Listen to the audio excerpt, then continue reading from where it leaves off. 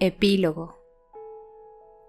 Una tarde radiante de octubre, hacia la mitad del periodo académico de otoño, Snow bajó la escalinata de mármol del centro de investigación de la universidad, ignorando modestamente las cabezas que se giraban a su paso. Lucía un aspecto espectacular con su traje nuevo, sobre todo ahora que había recuperado los rizos, y su coqueteo con las fuerzas de los agentes de la paz le prestaba cierto caché que volvía loco a sus rivales. Acababa de terminar un curso especial de estrategia militar impartido por la doctora Gao, tras haber pasado la mañana en la Ciudadela, donde se había personado para realizar sus prácticas como vigilante de los juegos, si se podía llamar así. Lo cierto era que los demás lo trataban como si fuese un miembro del equipo de pleno derecho. Ya estaban trabajando en ideas para implicar a los distritos, además del Capitolio, en los Juegos del Hambre del año siguiente. Había sido Snow el que señaló que, aparte de la vida de los dos tributos que quizá ni siquiera conocían, los habitantes de los distritos no se jugaban nada en la arena.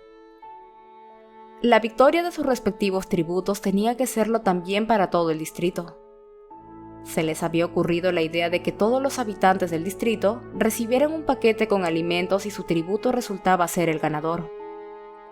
Y para que se ofrecieran como voluntarios unos tributos con más aptitudes, Snow sugirió que el vencedor podría recibir una casa en una zona especial de la ciudad, bautizada provisionalmente como la Aldea de los Vencedores, que sería la envidia de toda esa gente que vivía en chabolas. Eso y un simbólico premio metálico deberían bastar para atraer a una cuadrilla decente de participantes. Sus dedos acariciaron la mochila de cuero, tan suave como la seda, regalo de los Plint por su reincorporación a la escuela. Seguía sin saber muy bien cómo llamarlos. Ma era fácil, pero le rechinaba referirse a Strabo Plint como si fuera su padre, por lo que usaba mucho señor. Tampoco era como si lo hubiesen adoptado. A sus 18 años era demasiado mayor. De todas formas, con que lo hubieran nombrado heredero se conformaba. No pensaba renunciar jamás al apellido Snow, ni por todos los emporios de la industria armamentística del mundo. Los hechos se habían sucedido con absoluta naturalidad. Su regreso a casa, el dolor generalizado, la fusión de ambas familias. La muerte de Sejanus había sumido en la desesperación a los Plint. Strabo lo había expresado en pocas palabras. Mi esposa necesita una razón para vivir, y yo, ya puestos. Tú has perdido a tus padres, nosotros a nuestro hijo. Se me había ocurrido que podríamos encontrar una solución juntos. Había comprado el piso de los Snow para que no tuvieran que mudarse, y el de los Doolittle, en la planta de abajo, para él y Ma. Se habló de hacer reformas, de construir una escalera de caracol y tal vez incluso un ascensor privado para conectar ambas viviendas. Pero no había ninguna prisa. Ma ya se presentaba a diario para ayudar a la abuelatriz, que se había resignado a tener una nueva doncella. Y Tigris y ella se llevaban de maravilla. Ahora los Plint se hacían cargo de todos los costes, los impuestos del piso, su matrícula, la cocinera. También le daban una generosa asignación semanal. Eso le venía bien porque, aunque había interceptado y reservado el sobre con dinero que le envió a Tigris desde el Distrito 12, la vida en la universidad era cara, si uno quería aprovecharla al máximo.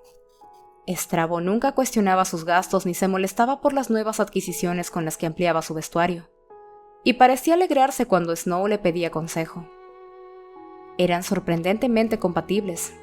En ocasiones casi se le olvidaba incluso que el viejo Plint provenía de los distritos. Casi. Esa noche habría sido el 19º cumpleaños de Sejanus, y habían acordado reunirse para celebrar una cena tranquila con la que recordarlo.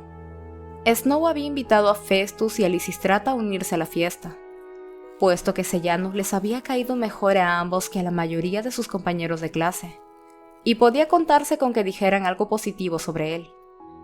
Planeaba enseñarle a los Plint la caja que había sacado de la taquilla de Sejanus, pero antes debía resolver otro asunto pendiente.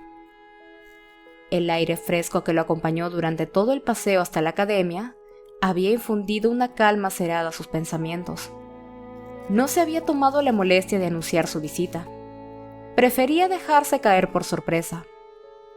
Las clases habían terminado hace una hora, y sus pasos resonaban en los pasillos. La mesa de la secretaria del decano Highbottom estaba vacía, de modo que se acercó a la puerta del despacho y llamó con los nudillos. El decano Highbottom lo invitó a pasar.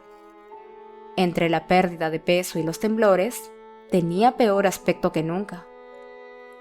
Encorvado sobre el escritorio. «Vaya, ¿a qué debo este honor?», preguntó. «Esperaba recuperar la polvera de mi madre, puesto que usted ya no va a necesitarla», replicó Snow. El decano Highbottom abrió un cajón y dejó la polvera encima de la mesa con un golpe seco. «¿Eso es todo?». «No», sacó la caja de sellanos de la mochila. «Esta noche voy a devolverle los efectos personales de sellanos a sus padres. No sé muy bien qué hacer con esto». Vació el contenido sobre el escritorio y cogió el diploma enmarcado. «He pensado que no querría tenerlo rodando por ahí, un diploma de la academia, concedido a un traidor». «Qué considerado de tu parte», dijo el decano Highbottom. «Es mi adiestramiento como agente de la paz». Snow aflojó el dorso del marco y sacó el diploma. A continuación, como llevado por un impulso, lo reemplazó con una foto de la familia Plint. «De todas formas, creo que esto le gustará más a sus padres».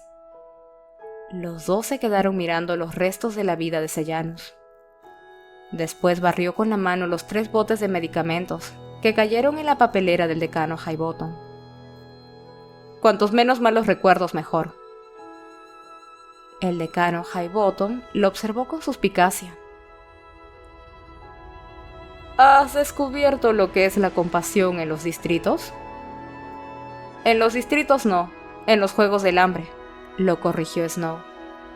«Debo darle las gracias por eso. Al fin y al cabo, usted es el responsable de su creación». «Ah, creo que la mitad del mérito es de tu padre». Snow frunció el ceño. «¿A qué se refiere? Pensaba que los Juegos del Hambre habían sido idea suya, algo que se le ocurrió en la universidad». «Para la clase de la doctora Gaul, en la cual no me había ido demasiado bien, puesto que la aversión que me provocaba me impedía participar. Nos distribuimos por parejas para el proyecto final, de modo que estaba con mi mejor amigo. Crassus, por supuesto. El encargo consistía en idear un castigo para nuestros enemigos, tan radical que jamás consiguieran olvidar su agravio. Era como un rompecabezas, mi especialidad, y como todas las creaciones que vale la pena, muy sencillo en el fondo. Los Juegos del Hambre, el más perverso de los impulsos, astutamente camuflado de acontecimiento deportivo. Un entretenimiento. Yo estaba borracho, y tu padre me emborrachó más todavía apelando a mi vanidad mientras yo daba cuerpo a la idea, aunque me aseguraba que solo era una broma privada.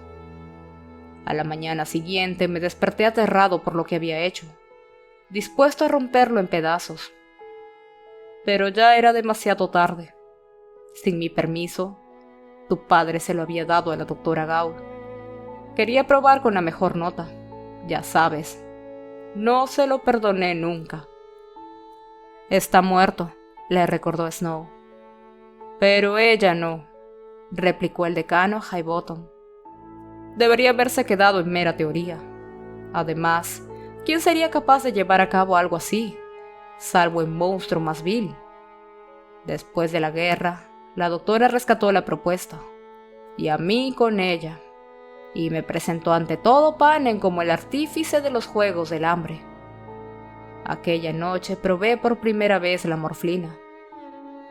El concepto era tan sobrecogedor que pensé que no se ejecutaría jamás.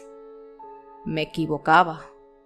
La doctora Gaul lo impulsó y lleva 10 años arrastrándome con él». «Respalda la idea que tiene ella de la humanidad, sin duda», dijo Snow. «Sobre todo en lo tocante a los niños». «¿En qué sentido?». preguntó el decano Highbottom. Les atribuimos una inocencia innata. Y si hasta los más inocentes de los nuestros pueden convertirse en asesinos durante los Juegos del Hambre, ¿qué significa eso? Que nuestra naturaleza fundamental es violenta, le explicó Snow. Autodestructiva, murmuró el decano Highbottom. Snow recordó la carta de Pluribus, en la que comentaba el desencuentro de su padre con el decano Highbottom, y citó sus palabras. Como polillas a la llama. El decano entornó los párpados, pero Snow se limitó a sonreír y añadió: Está usted poniéndome a prueba, lo sé, la conoce mucho mejor que yo.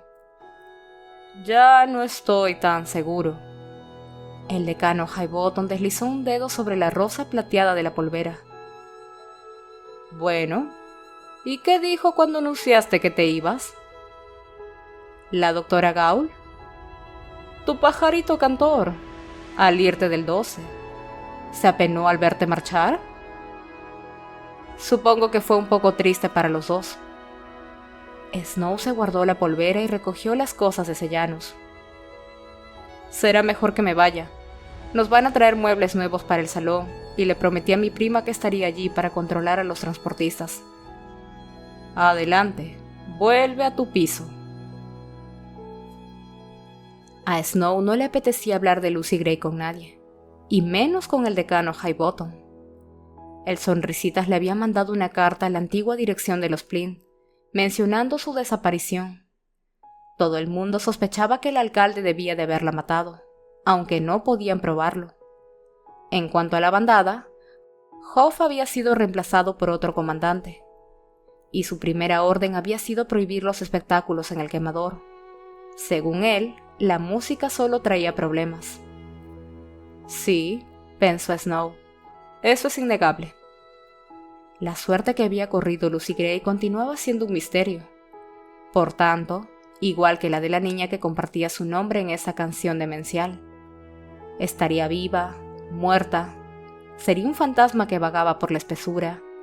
Quizá nadie lo averiguara jamás. Daba igual. La nieve había sido la perdición para ambas. Pobre Lucy Gray. Pobre chica fantasma, que ahora solo podía cantar con sus pájaros. Podía sobrevolar el Distrito 12 todo lo que quisiera, que ni ella ni sus sinsajos volverían a representar una amenaza para él. A veces recordaba algún momento cargado de dulzura, y casi deseaba que las cosas hubieran terminado de otra manera. Pero lo suyo no habría funcionado nunca, aunque él se hubiese quedado. Sencillamente eran demasiado distintos. Y a él no le gustaba el amor, no le gustaba que le hiciera sentir estúpido y vulnerable. Si alguna vez se casaba, elegiría a alguien incapaz de conmoverlo. Alguien a quien odiara incluso para que nunca pudiera manipularlo como había hecho Lucy Gray. Que nunca le hiciera sentir celos. Que nunca le hiciera sentirse débil. Livia Cardew sería la candidata perfecta. Se imaginó a los dos, el presidente y su primera dama, supervisando los Juegos del Hambre dentro de unos años. Continuaría con los juegos, por supuesto, cuando gobernase Panem. La gente lo tacharía de tirano, estricto y cruel, pero al menos se aseguraría de perpetuar su supervivencia. Le daría la oportunidad de evolucionar.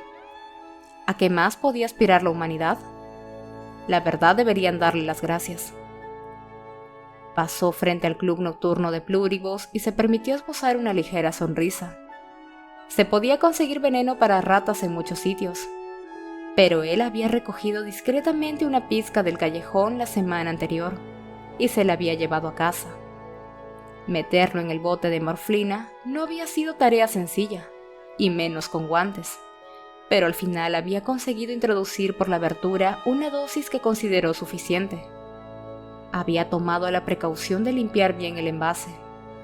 Nada despertaría las sospechas del decano Highbottom cuando lo sacara de la papelera y se lo guardara en el bolsillo, ni cuando desenroscara el tapón con dosificador y se echara unas gotitas de morfina en la lengua, aunque no podía por menos de abrigar la esperanza de que, cuando el decano exhalara su último aliento, comprendiese lo mismo que tantos otros habían descubierto al desafiarlo, lo que todo Panem sabría algún día, algo inevitable. Los Snow siempre caen de pie.